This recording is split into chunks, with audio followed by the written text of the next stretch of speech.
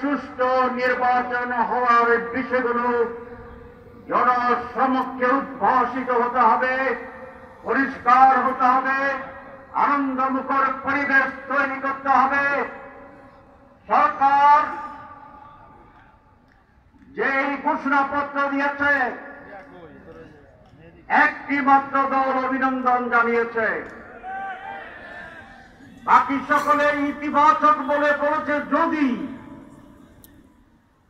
এটা করা হয়, যদি ওইটা করা হয়, যদি এটা করা হয়, তাহলে মেজরিটি দল শর্তহীনভাবে এই ঘোষণাকে গ্রহণ করে না।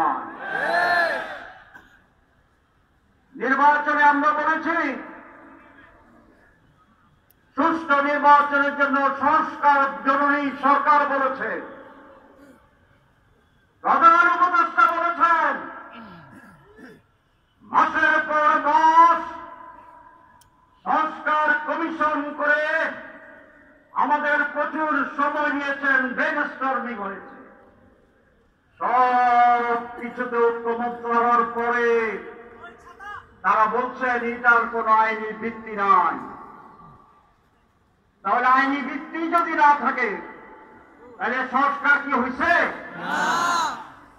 ইমানের 3 অংশ, মুখে উচ্চারণ, মনে মনে বিশ্বাস এবং কর্মে বাস্তবায়ন।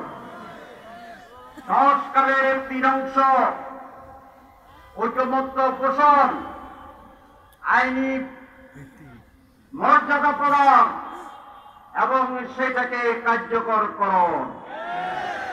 আমাদের সরকার মুখে স্বীকার করছে, আর দুইটা করে না। ইমান আনছে, সংস্কার হয়েছে। আপনি বলছেন সংস্কার জরুরি, এখন সংস্কার ছাড়া আপনি কি করতে চান? আমরা চাই এই সমস্ত জায়গায় সংস্কারে আমরা একমত হয়েছি, সেটাকে আইনের মাধ্যমে আগামী নির্বাচন হতে হবে। আমাদের বন্ধুরা বলেন সংস্কার আমরা পার্লামেন্টে গিয়ে করব। তো যদি আপনারা পার্লামেন্টে গিয়ে করেন তো এখন করতে অসুবিধা কি? তাইলে কুছ কালা হয় হায় আর নেই হয়, কি বলেন? হায় আর নেই হয়। এই কোন কালো দাগ নিয়ে জনগণ বিতর্কিত নির্বাচন আর যাবে না, চায় না। অনেকে বলছেন যে আমরা কি আর বুঝি না।